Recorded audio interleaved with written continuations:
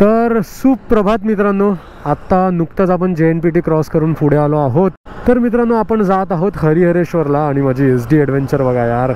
हे बघा, गाड्या आता तुम्हाला नंतर प्रॉपर पद्धतशीरपणे दाखवतो, कारण आता पेट्रोल भरायला काय काय जण थांबलेत. 4-5 बाईक्स आमच्या पुढे गेलेल्या आहेत. आता जवळजवळ आम्ही 16 ते 17 लोक आहेत आणि 14 बाईक आहेत आमच्या एकूण, आणि आम्ही हा एवढा सगळा कॉन्वे घेऊन जातो आहे हरिहरेश्वरला. आज खूप मजा येणार आहे. या राईडमध्ये तुम्हाला खूप काही पाहायला मिळणार आहे. सोबतच टर्टल फेस्टिवल जे असतं वेळासमध्ये होतं, ते सुद्धा मी तुम्हाला दाखवण्याचा या राईडमध्ये प्रयत्न करणार आहे. तर आपल्यासोबत आहे हिमांशू. सालाबादप्रमाणे दरवर्षीप्रमाणे राईडने ऑर्गनाईज केलेली आहे आणि पुढे पण आपल्याला राईड ऑर्गनाईज करायचे आहेत. लडाख लवकरच प्रज्वलला कॉन्टॅक्ट करा आणि मला नंतर प्रज्वलचं हे बरं आहे. सो आपल्यासोबत आमिर सुद्धा आहे. आमिर 390 ॲडव्हेंचर ना. या ग्रुपमध्ये बरेच काही असे रायडर्स आहेत की मी ज्यांना फर्स्ट टाईम भेटतो आणि फर्स्ट टाईम त्यांच्यासोबत राईड करतो आहे. चला आता ही अनोळखी माणसं आपल्याला ओळखीची करायची आहेत. सो सोबत एकत्र आता निघूया. चलो बॉस, निकलते. तर नमस्कार मंडळी, स्वागत आहे तुमचं आपल्या मोटो व्लॉगिंग व्ह्यूमध्ये. आणि आता आपण निघालो आहोत हरिहरेश्वरच्या दिशेने. सकाळचे आता ऑलमोस्ट 7 वाजलेले आहेत. बरोबर 210 किलोमीटर माझ्या मुंबईच्या घरापासून मला हरिहरेश्वर हे जे मंदिर आहे ते दाखवत होतं. तर आजचा जो आपला स्टे आहे ना, तो हरिहरेश्वरला असणार आहे आणि दुसऱ्या दिवशी आपण वेळासला जाऊन ते जे टर्टल फेस्टिवल आहे ना, ते आपण पाहणार आहोत. जर तुम्हाला ते डायरेक्ट टर्टल फेस्टिवल पाहायचं असेल ना, तर डायरेक्ट हा व्हिडिओ स्किप करा, तुम्हाला ही जर्नी जर पाहायची नसेल तर. कारण मी आता डबल व्हिडिओ बनवणार नाही, कारण ऑलमोस्ट रस्ता हा सरळ सेमच आहे आपला. तोच नेहमीचाच रस्ता आहे, मुंबई गोवा हायवे. आपण पालीवरनं जाणार आहोत, निजामपूरला बाहेर पडून मुंबई गोवा हायवेला कनेक्ट होऊन माणगाववरून राईट मारून हरिहरेश्वरला आपण जाणार आहोत. सो बेसिकली रस्ता हा सेमच आहे, ऑलमोस्ट सगळ्यांच्या ओळखीचा आहे, परिचयाचा आहे. तसा वेगळा काय रस्ता दाखवायची मला तरी अशी काही गरज वाटत नाही. आता तुम्ही विचार करत असाल की मुंबई गोवा हायवे बऱ्यापैकी सुधारला आहे, तरी हा या रस्त्याने का जातोय, म्हणजे ओल्ड पुणा हायवेने खालापूर पाली निजामपूर करत का जातोय. मुंबई गोवा हायवे खरंच सुधारलाय आणि बऱ्यापैकी चांगला झालाय. पुढे फक्त मध्ये फक्त डायव्हर्जन आहेत, पण मॅनेजेबल आहेत. पण आपल्यात एक चूल आहे ना, ॲडव्हेंचरची चूल आहे. पण आहे यार, ही फिलिंग वेगळी आहे यार. राईड कोणत्या पण रस्त्यावर ना करा, राईड ही राईड आहे. हा थंडी वाजते. पण आता जोपर्यंत सूर्यनारायण उगवले नाही आहेत, बऱ्यापैकी ढगाच्या आड आहेत, तोपर्यंत आपण जेवढा रस्ता आपल्याला कापायला होतोय तेवढा जमतोय तेवढा आपण कापून घेऊया. हा पण मस्त थंडी वाजते. माझ्या लेफ्ट साईडला इर्शाळगड मला दिसतोय आणि त्याच्या पाठून भगवी अशी सूर्याची छटा अशी एक शेड आली आहे. तेवढं सुंदर वाटतंय ना ते पाहायला.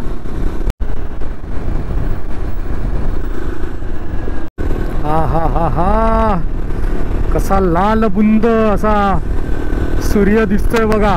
कोकणातल्या आंब्यासारखा दिसतोय.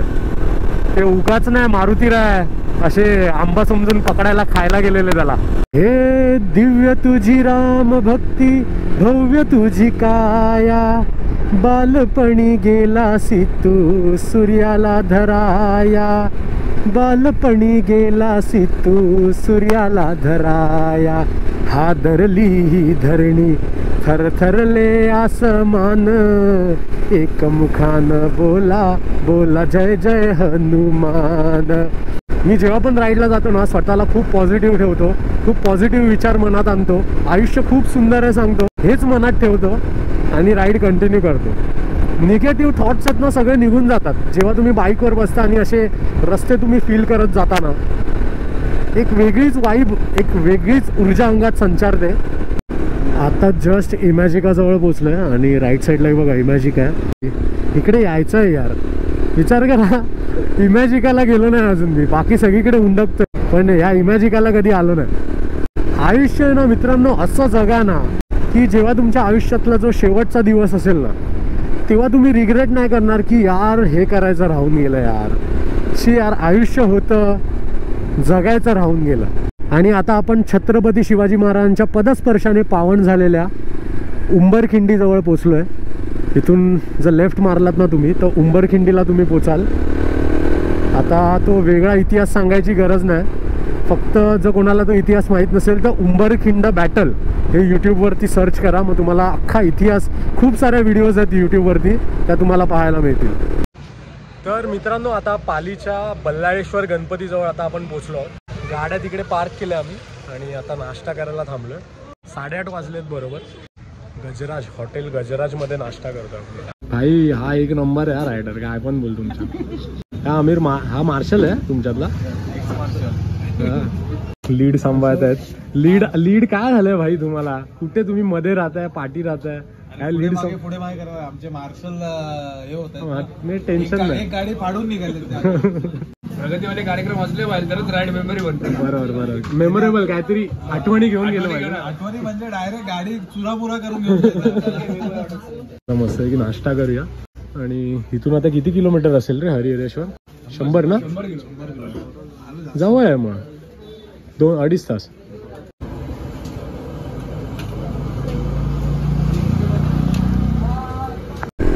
तर मस्तपैकी नाश्ता करून आता आपण निघालो आहोत माणगावच्या दिशेने.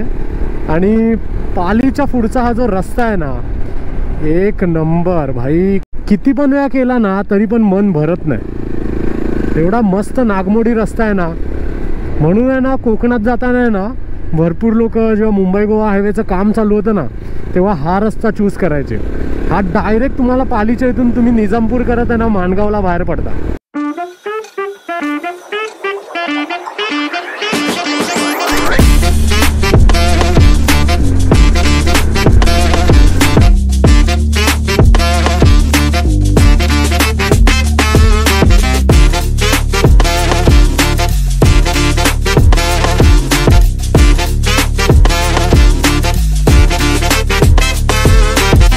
हे बघा हो गो माता, जरा साईड हटा.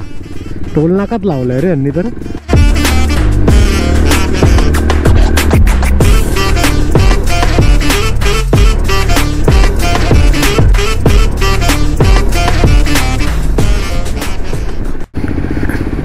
And here we go. Welcome to Mumbai Goa highway. इथे कधी पण या, इथे सदान कदा ट्रॅफिक असतं माणगावला. कारण हा मेन मार्केट आहे ना माणगावचा.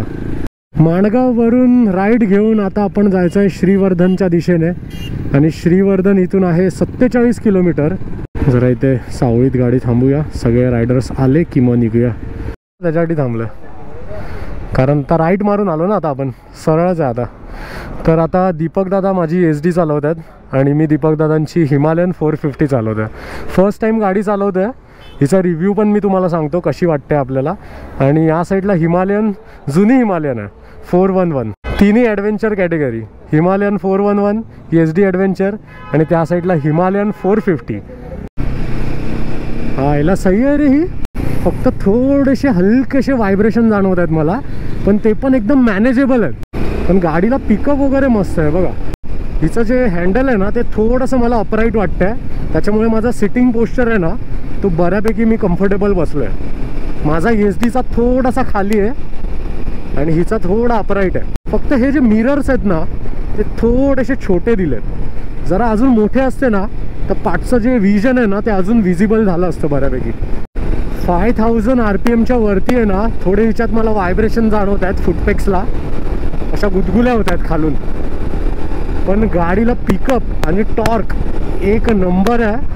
रॉयल एनफिल्डने फक्त व्हायब्रेशनवर थोडं रिफाईनमेंटवर थोडं काम केलं ना भाई चुम्मेश्वरी मग. आणि काय माहिती हिचे चेसी ब्रेकडाऊन कसे काय होत आहेत या नवीन गाड्यांचे. पण जुनी हिमालयन तर माहीत होतं की बाबा चेसी ब्रेकडाऊन होत होते. पण आता या नवीन गाडीचे पण मला चेसी ब्रेकडाऊन झालेले मी केसेस पाहिलेत. भाई रॉयल एनफिल्डवाल्यांनो एवढी चांगली मशीन काढताय, एवढे चांगले फीचर देत आहे, एवढी चांगली पॉवर डिलिव्हरी देत आहे. थोडं क्वालिटीवर लक्ष द्या.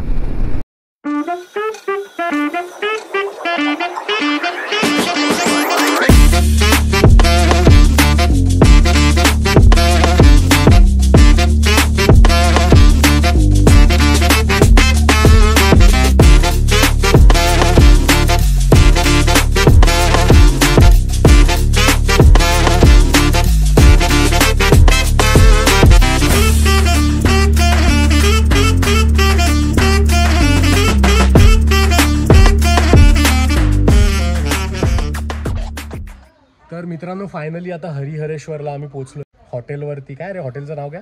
म्हणजे राहिलोय त्या गोकुळ. गोकुळ पर्यटन निवास. गोकुळ पर्यटन निवासमध्ये आम्ही स्टे केला आहे आणि सगळं अंगावरची जी चिलखतं वगैरे जे काय आर्मर्स वगैरे होते सगळे काढून ठेवले. गाड्या पण तिथेच लावल्यात आणि काय काय मोजक्याच गाड्या इकडे जेवायला घेऊन आलो. कुठे? अशोकवर. मी तर फर्स्ट टाइम इकडे आलोय आणि इथे अरेंजमेंट वगैरे बघा, सिटिंग अरेंजमेंट एक नंबर आहे. झोपाळा वगैरे आहे. असं वेगळी एकदम मस्त गावी आल्यासारखा फील येतोय. म्हणजे असं एकदम कोकणात, ऑथेंटिक कोकणात आल्यासारखं वाटतं एकदम बसून. एकदम अशोकवन करून हरिहरेश्वरला खूप फेमस आहे. आता 200 रुपये थाळी आहे. तर मग बघूया आता जेवायला काय आहे आणि जेवण कसं आहे मी तुम्हाला सांगतो. जेवणाला व्हेज थाळी आहे. बघा इकडे चटणी आहे शेंगदाण्याची, लोणचं आहे, मीठ, लिंबू, कोशिंबीर आहे, ही फ्लॉवर बटाट्याची भाजी आहे, इकडे वाटाण्याची भाजी आहे, डाळ आहे, छास आहे आणि पापड आहे. भात आणि डाळ आपण डाळ इथेच आहे, भात फक्त घ्यायचा आहे. तर अशी काहीतरी ही व्हेज थाळी आहे. 200 रुपये. कशी आहे? एक नंबर ना? आणि अनलिमिटेड आहे. एक नंबर. हो मस्तपैकी जेवण झालेलं आहे आणि जेवणाला ना व्हेज थाळी जशी मी तुम्हाला आता मगाशी दाखवली ना, तर ती व्हेज थाळी होती. 200 रुपयाला अनलिमिटेड जेवण होतं. इकडे जर तुम्ही आलात ना, नक्कीच तुमच्या गावी आल्याचा तुम्हाला फील येईल. पूर्ण नारळी, पोफळी, सुपारीची झाडं लावलेली आहेत, केळीच्या बागा आहेत. एकदम निसर्गाच्या सानिध्यात असं हे अशोकवन हे जे हॉटेल आहे ते बनवलं आहे. आणि अगदी हरिहरेश्वर मंदिराच्या हार्डली 1.5-2 किलोमीटरवरच आहे. आज संध्याकाळी मंदिराचं दर्शन घेऊया. आता खूप दमलो आहे. हॉटेलवर जाऊन झोपूया आणि संध्याकाळी श्री हरिहरेश्वर देवाचं आपण दर्शन घेऊया. ओ भाई साहब, इकडे फुलपाखरं बघा किती आहेत. माझ्या आयुष्यात फर्स्ट टाइम मी एवढी फुलपाखरं एकत्र बघितली.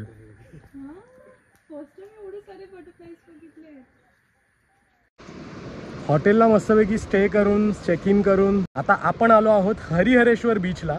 आणि इकडे सर्व बाईक्स आम्ही लावलेल्या. कोकणात आलात आणि बीचवर नाही आलात असं होणार आहे का? तर हे बघा काय जुगाड करावा लागतो बघा. वाळूमध्ये फुल धसते गाडी. तर हे बघूया जुगाड हा होतोय का सक्सेसफुल.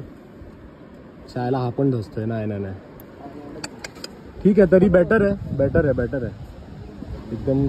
आता जाणार तरी नाही खाली, ते एकदम रुततच चाललेली.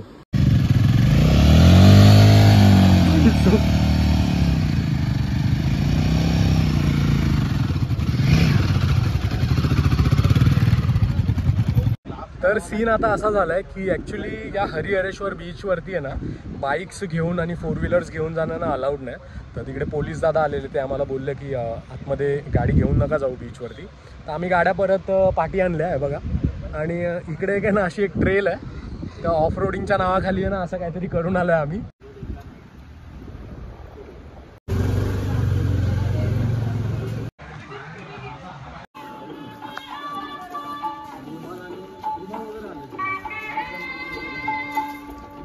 मित्रांनो त्या बीचच्या इथून आहे ना आता आपण हरिहरेश्वर मंदिराजवळ आलो आहे. आणि माझ्या पाठी हे जे तुम्ही बघताय ना, हे हरिहरेश्वर मंदिर आहे. आणि हरिहरेश्वर समुद्रकिनारा बघा पूर्ण पाठी असा पसरला आहे. आणि आता आम्ही जातोय हरिहरेश्वरचा तो फेमस स्पॉट आहे ना, अशी घळ आहे 2 डोंगरांच्या मध्ये. तिथून जो व्ह्यू येतो ना एक नंबर आहे.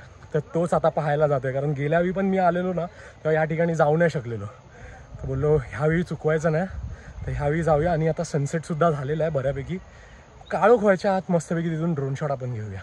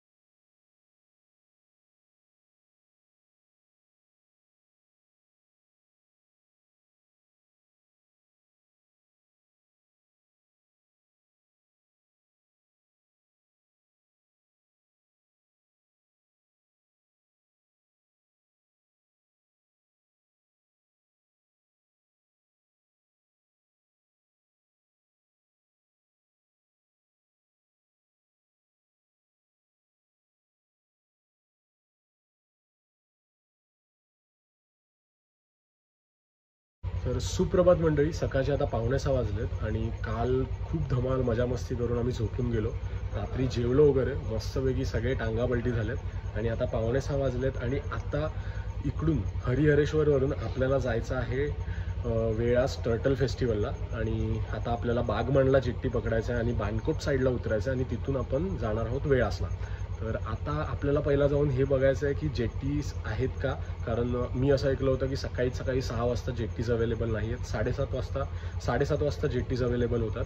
तर बघूया आता काय सीन आहे, कारण वेळास टर्टल फेस्टिवल तर आपल्याला करायचंच आहे. आता एवढा आलो आहे तर बघूया आता काय सीन आहे.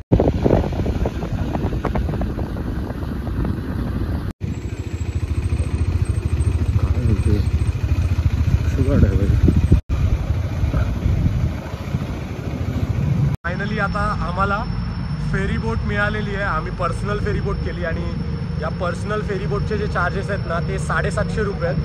आणि आता आपल्याला जायचं आहे इथून बागमंडलावरून आता बाणकोटला जायचं आहे. या साईडला सूर्योदयसुद्धा होतो आहे आणि चला आता त्या साईडला जाऊया. काळोख आहे तर काय दिसणार नाही प्रॉपर, तर चला पहिलाडी जाऊया आणि इथून मग वेळासला गाड्या फिरूया आपल्या.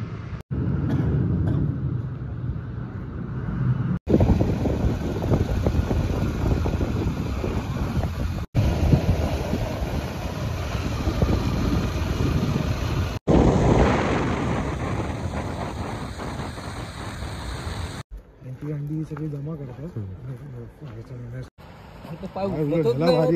तर आता फायनली आपण वेळास बीचला पोहोचलोय आणि पाठी त्या साईडला गर्दी बघा, एवढी लोक आली आहेत ना. आम्हीच उशिरा पोचलोय. तर इथे बेसिकली आहे ना कासव संवर्धन केलं जातं. जसं मी तुम्हाला मगाशी बोललो, कासवांची जी अंडी असतात ना, जे मादा कासव आहेत ते इथे समुद्रावरती बीचवरती येऊन आहे ना अंडी देतात आणि ती अंडी आहे ना इथे संवर्धन केली जातात. आणि त्या अंड्यांमधून जेव्हा पिल्लू बाहेर येतं ना तेव्हा ते पिल्लू सक्सेसफुली समुद्राच्या पाण्यात सोडलं जातं म्हणजे ॲज असं ठेवलं जातं आणि ते आपोआप चालत समुद्रात जातं. तर एकंदरीत हा काहीतरी कन्सेप्ट आहे त्यांना संवर्धन करायचा, कारण ते जे अंड्यातून जे पिल्लू निघतं ना, खेकडे किंवा इतर काही प्राणी पक्षी ते त्यांना खाऊन टाकतात. तर त्याच्यामुळे त्यांचं संवर्धन करणं गरजेचं आहे. कारण जवळजवळ समजा 100 अंडी असतील ना तर त्याच्यातील 5-6 पिल्लंच जगतात. पण हे जेव्हा संवर्धन करतात ना तेव्हा ॲटलिस्ट 100मधली आहे ना 50-60 तरी जगतात. तर त्याच्यामुळे हे असे उपक्रम राबवले जातात समुद्री कासवांसाठी. आणि हे किती महिने चालू असतं म्हणजे वर्षातून फक्त 2 महिने, मार्च एप्रिल पुढच्या महिन्यात संपणार म्हणजे अच्छा, म्हणजे तो पिरियड असतो त्यांचा. ओके, चला आता जवळून बघूया आपण. आधी मराठीमध्ये सांगेन, नंतर इंग्रजीमध्ये हिंदीमध्ये सांगेन. आता तुम्ही सगळे म्हणजे कालपासून कासवाची पिल्लं बघण्यासाठी आलेले आहात, पण कदाचित कालची अपॉइंटमेंट त्यांनी तुम्हाला दिली किंवा नाही दिली मला माहिती नाही. तर आज आता बघूया ती खरंच अपॉइंटमेंट त्यांनी तुम्हाला दिली आहे का. आणि सब्र का फल मीठा होता है, तसं यहाँ पर सब्र का फल कचवा होता है. ठीक आहे. तर आता ज्या टोपल्या दिसत आहेत त्याच्या खालनं अपेक्षित आहे की पिल्लं बाहेर येतील. जे पिल्लू वाळूत पूर्ण वर आलेलं असेल त्याला पाण्याजवळ बॅरिकेड्स लावलेले असतील, तिथे आतमध्ये ठेवलं जाईल. सगळ्यांना विनंती आहे, बॅरिकेड्स म्हणजे त्या दोऱ्या आहेत त्याच्या बाहेर सगळ्यांनी थांबायचंय. कोणीही बॅरिकेड्स उलटून आतमध्ये जायचं नाही. फक्त व्हॉलेंटियर्स आतमध्ये थांबतील. फोटो काढत असताना कॅमेरा आणि मोबाईल त्या लाईनच्या आतमध्ये जाणार नाही याची खात्री करून घ्या. चांगले फोटो मिळाले नाहीत तर माझ्याकडे काही चांगले फोटो आहेत, मी शेअर करायला पुढे मागे बघणार नाही. नंबर घ्या, त्याच्यानंतर तुम्हाला ते फोटो शेअर केले जातील. पण नियमाचं पालन करा. एकदा पिल्लं पाण्यात गेल्यानंतर पुढचा अर्धा तास जवळपासच्या कुठल्याही भागामध्ये कोणीही पाण्यामध्ये जायचं नाही, कारण लाटेबरोबर ती पिल्लं परत बाहेर येऊन आपल्याच पायाखाली येऊ शकतात. साधारण नोव्हेंबर पासून ही अंडी गोळा करणं, इथे ठेवणं आणि त्याच्यानंतर पिल्लं जन्माला येणं याची वाट आम्ही पाहत असतो, जसं तुम्ही कासव महोत्सवाची वाट बघता. पण एका चुकीमुळे हे पिल्लू एका क्षणात मरू शकतं किंवा मरणाला सामोरं जाऊ शकतं. तर तेवढं आपण सगळे सुशिक्षित नागरिक आहोत, सांगितलेल्या नियमांचं पालन करा. मोबाईल आणि कॅमेरा तुम्ही त्यांनी फोटो व्हिडिओ काढू शकता, फक्त त्याचे फ्लॅशलाईट बंद करा. काही वेळानंतर तुमच्या लक्षात येईल जेव्हा सूर्य उगवेल व्यवस्थित त्यावेळेला ती पिल्लं लाईटच्या दिशेला आकर्षित होतात. त्यांची कमीत कमी एनर्जी वेस्ट करून आपल्याला त्यांना त्यांच्या घरी म्हणजे पाण्यामध्ये जायला द्यायचं आहे. ठीक आहे. व्हॉलेंटियर आमचे ज्या वेळेला इथनं पिल्लं घेऊन बाहेर पडतील त्यांना व्यवस्थित चालण्यासाठी जागा द्या. त्यांच्यामध्ये कोणी आल्यानंतर तो अडकून जर पडला आणि पिल्लं असतील तर ती तिथेच पडतील, ही काळजी घ्यायची आहे. कारण हे अतिसंरक्षित प्रजातींमधलं एक प्राण्याचं पिल्लू आहे, त्याच्यामुळे त्याला कडक नियम आणि कायदे आहेत. त्या अनुषंगाने सगळ्यांनी त्याचं पालन करा.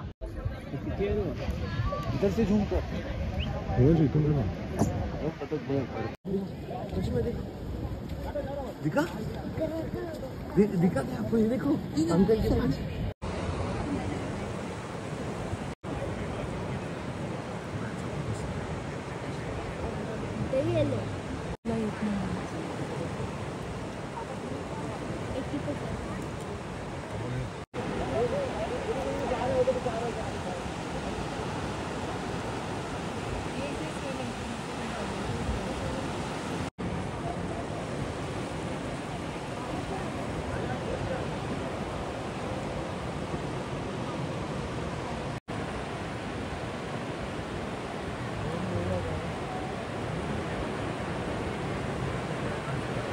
तर मित्रांनो, अशा प्रकारे आपलं वेळास टर्टल फेस्टिवल हे आपलं पाहून झालेलं आहे. सगळीच इन्फॉर्मेशन तुम्हाला द्यायला नाही मला मिळाली, कारण जर पूर्ण इन्फॉर्मेशन तुम्हाला द्यायला गेलो ना तर हा व्हिडिओ खूपच मोठा बनेल.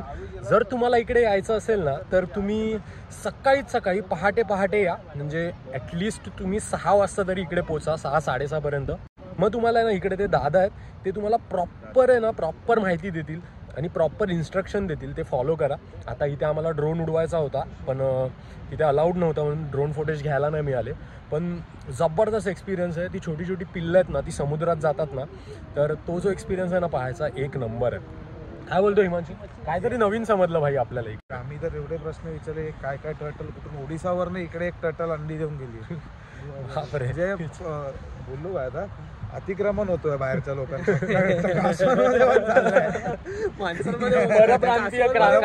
कासव पण आमच्या इकडे अंडी घालून चाललंय. पण हा एक्सपिरियन्स जबरदस्त होता. सकाळी उठून आलो भाई, 5-5:30ला वर्थ आहे. तर चला, आता हा व्हिडिओ मी इथेच संपवतो, कारण आता आपल्याला जायचं इथून मुंबईला नाश्ता वगैरे करून. तर हा व्हिडिओ तुम्हाला कसा वाटला कमेंट बॉक्समध्ये कमेंट करून तुम्ही सांगा. आणि व्हिडिओ जर तुम्हाला आवडला असेल तर व्हिडिओला काय करायचं तुम्हाला माहितीच आहे. लाईक करा, शेअर करा, सबस्क्राईब करा. भेटूया पुन्हा अशाच नवीन व्हिडिओ सोबत. तोपर्यंत पण 100K करा आता यार. काय उद्या चांदीचा बटन येऊ द्या आमचा. लवकर असेल. तर चला, आता निघूया इथून आणि परत हॉटेल स्टेला जाऊया आणि मग तिथून मुंबईला निघूया. तर आता तत्पूर्वी आहे ना, तुम्ही जे वेळास बीचच्या बाजूला जो असा कोस्टल रूट आहे ना, त्याचे ड्रोन शॉट तुम्ही एन्जॉय करा.